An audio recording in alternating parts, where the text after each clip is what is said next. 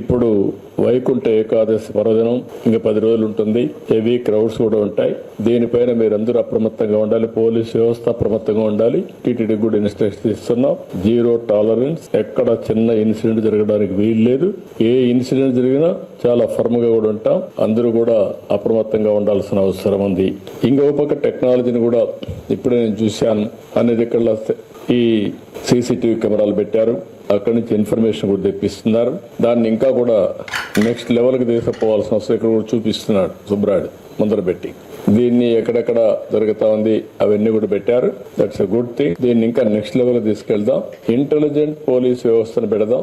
Rowdy sheeters అందరిని ఇందులో పెట్టడం, ఎవరైనా ఇష్టానుసారంగా చేసి ఇక్కడి నుంచి కూడా మానిటర్ చేసి డైరెక్షన్స్ ఇచ్చే పరిస్థితి రావాలి. పెట్రోలింగ్ కూడా మనం డ్రోన్స్ తో చేసే పరిస్థితికి వచ్చాం. ఒకసారి డ్రోన్ తో పెట్రోలింగ్ చేసినప్పుడు డాక్యుమెంటరీ ఎవిడెన్స్ వస్తాయి, విజువల్స్ వస్తాయి. విజువల్స్ వచ్చినప్పుడు ఆటోమేటిక్ గా కంట్రోల్ కూడా వస్తారు. కేసు కూడా ఫర్మ్ గా ఉంటుంది. ఆ విషయం కూడా వీళ్ళు గుర్తుపెట్టుకోవాల్సిన అవసరం ఉంది.